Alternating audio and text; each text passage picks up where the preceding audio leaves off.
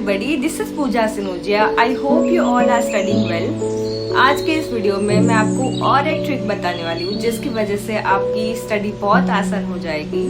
तो charter act of 1833 को कैसे आसानी से याद रखना है आज वो हम लोग देखेंगे. But before that don't forget to like, share and subscribe to my channel for more such videos. Alright, तो आज का हमारा जो मैजिकल वर्ड है जिसकी वजह से हमें पूरा चार्टर एक्ट ऑफ 1833 याद रह जाएगा वो है फ्लेमिंगो. चलो इसको ब्रेक डाउन करते हैं और देखते हैं कि इस एक वर्ड की वजह से पूरा एक्ट कैसे याद रहेगा. F stands for Final Steps Towards Centralization. Regulating act of 1773 में जो सेंट्रलाइजेशन की जर्नी स्टार्ट हुई थी वो इस एक्ट तक आते आते खत्म हो गई और हमारा पूरा इंडिया का जो सिस्टम था वो सेंट्रलाइज्ड बन गया था. L stands for Loss of Legislative Powers of Bombay and Madras. इस एक्ट ने एक पोजीशन क्रिएट की थी जो थे गवर्नर जनरल ऑफ इंडिया. इन्होंने बॉम्बे एंड मद्रास की सारी लेजिस्लेटिव पावर्स छीन ली थी और ये जो लॉज बनाएंगे उसको अब से एक्ट कहा जाएगा. A stands for administrative body. East India company को पूरी तरह से एक कमर्शियल बॉडी से एडमिनिस्ट्रेटिव बॉडी में कन्वर्ट कर दिया था इस एक्ट की वजह से. M stands for मैकॉली.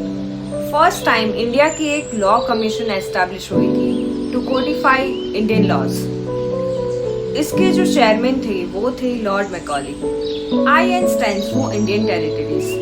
This act ensured that Indian territories were now to be held in trust of His Majesty, His heirs and His successors.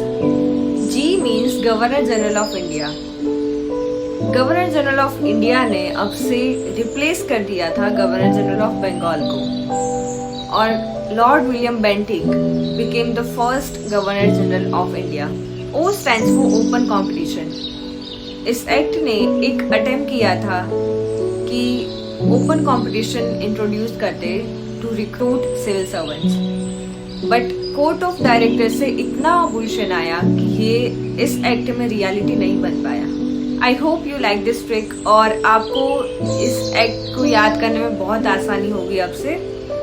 बस इस ट्रिक को अपनी नोटबुक में ज़रूर लिख लेना और अगर आपको यूपीएससी की मेंटरशिप चाहिए तो आप मुझे ईमेल कीजिए जो आपको डिस्क्रिप्शन में मिल जाएगा. और मेरी यूपीएससी के लिए एक अलग चैनल है जो है अनरावलिंग यूपीएससी के नाम से. तो अगर आपको एक्सक्लूसिवली यूपीएससी कंटेंट चाहिए तो आप उसको फॉलो कीजिए, उसमें आपको और यूपीएससी के लिए गाइडेंस मिल जाएगी. अब मैं आपको कुछ क्वेश्चंस देती हूँ इस एक्ट के रिलेटेड, तो इसके आंसर्स मुझे आप कमेंट्स में बताइए और अगर आपका क्वेश्चन गलत होता है तो आप फिर से इस वीडियो को देखिए और फिर से रिवाइज करिए इस एक्ट को.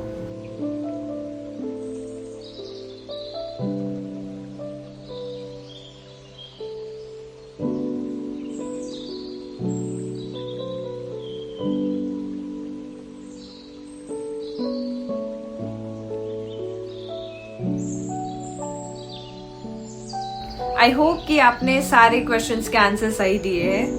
I will see you soon. Enjoy learning and stay blessed until next time.